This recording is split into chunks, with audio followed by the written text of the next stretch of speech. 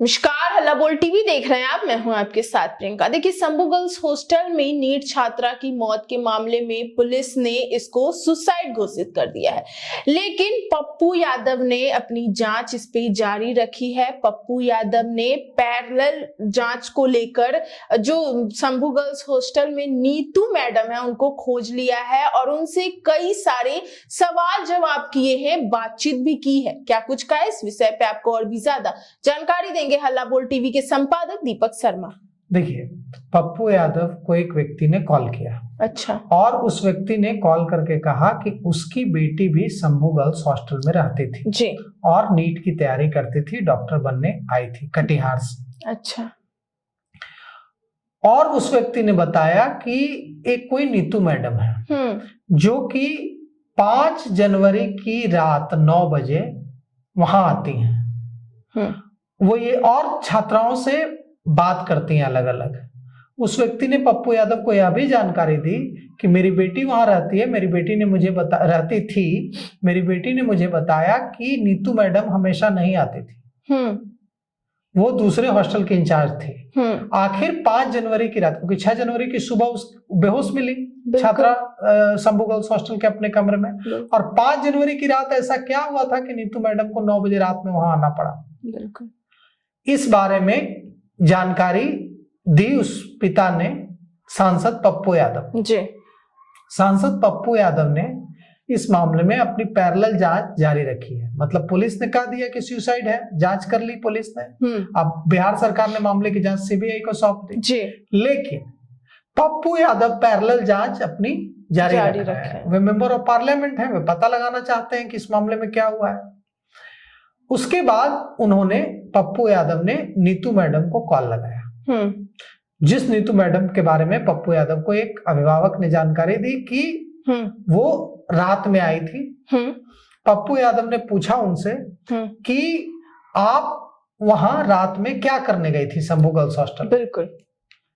तो शुरू में तो नीतू मैडम ने कहा कि मैं वहां गई ही नहीं थी। अच्छा। किस स्टूडेंट ने आपको कहा कि मैं वहां गई थी? जब पप्पू यादव ने जोड़ दिया कि नहीं आप वहां गई थी, तो नीतू मैडम ने क्या कुछ कहा हम आपको सुनाते हैं। हेलो। हाँ नीतू जी, पप्पू यादव एमपी बोल रहे हैं। नीतू जी, पप्पू यादव एमपी बोल रहे हैं। प्रणाम। सच सच बोलिएगा, झूठ नहीं बोलिएगा नीतू जी, रिक्वेस्ट है। आपकी भी बेटी है, आपकी भी बहन है, कल आपकी बेटी भी बड़ी होगी। एकदम सर, मेरी भी बेटी है बड़ी। नीतू जी, 5 तारीख के रात में 9 बजे के बाद आप बच्ची को से सबसे क्यों मिले? रात में 9 बजे क्यों गए थे? क्या सर? 5 तारीख की रात में 9 बजे आप बच्ची लोगों से क्या मिले थे, क्यों मिले थे? कहाँ हम 9 बजे रात में मिले हैं 5 तारीख को? मेरे पूर्णिया कटिहार की 2 बच्ची फर्स्ट फ्लोर पर थी। वो बिल्कुल हमसे कल रात सारी डिटेल बात उन्होंने बताई। बच्ची को नाम बताइए, हम भी बात करेंगे बच्ची से। बच्ची को नाम बताइए। कटिहार की है, हम बोल चुके हैं कल। नाम बच्ची को बताइए ना सर। नीतू जी, मैं बोल चुका हूँ, वीडियो पर सुन लीजिए। मैं बोल चुका हूँ,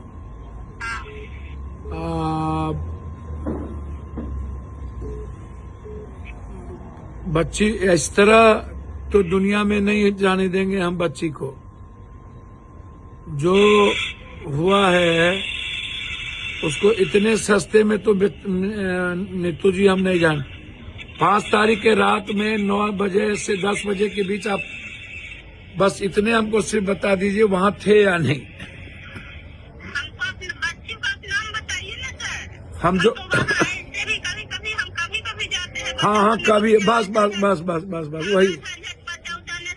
हाँ बस यही जानना, यही हम भी यही जानना चाहते हैं कि आप कभी कभी जाते हैं तो पाँच हाँ बहुत अच्छा। तो 5 तारीख के रात में 9 बजे आप किसको समझा रहे थे, कौन बच्ची को? हमको तो ध्यान में नहीं है कि हम 5 को गए हैं वहाँ। आप देख लीजिए, याद कर, हमको बच्ची को नाम बता दीजिए। आप याद कर लीजिए, हम वीडियो पर बोल चुके हैं, सुन लीजिए और आप याद कर लीजिए कि हमको याद में नहीं है सर। आप हमको बच्ची का खाली नाम बताइए ना, हम बच्ची से बात कर लेंगे। नित्तू जी, आप हमको और लोग मत बूझ लीजिएगा, मैं आपसे सिर्फ इतना आग्रह कर रहा हूँ। आपसे नर्म निवेदन करके ही बात कर रहे हैं। मेरी बात बेटी है।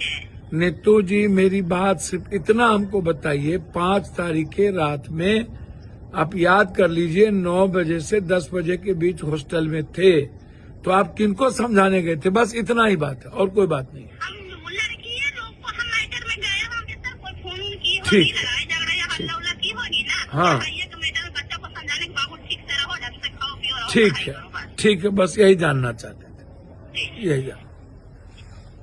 तो देखिए, ये जो बातचीत है पप्पू यादव और नीतू मैडम की, इसमें नीतू मैडम क्या कह रही हैं? नीतू मैडम कह रही हैं कि मैं उस हॉस्टल में कभी कभी जाती थी। अच्छा।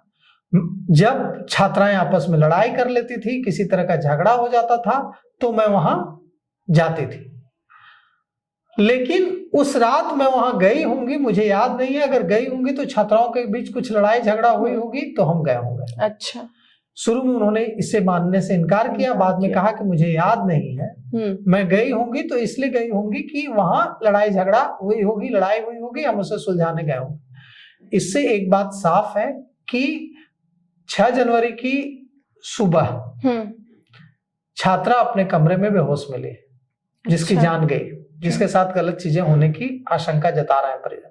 और 5 जनवरी की रात पहुंचते हैं, वहां पहुंचती हैं नीतू मैडम। अच्छा। और रात 9 बजे, और वो ये भी कह रही है कि मैं वहां यूं ही नहीं जाती हूँ, जब कुछ विशेष होता है तो जाते हैं।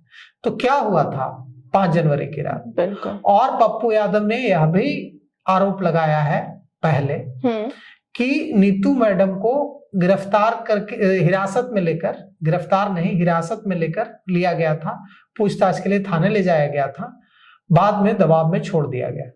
अब क्या मामला है या तो अब सीबीआई जांच करेगी तब पता चलेगा। लेकिन आज पप्पू यादव ने नीतू मैडम को ढूंढ निकाला और उनसे सीधे सवाल जवाब किए।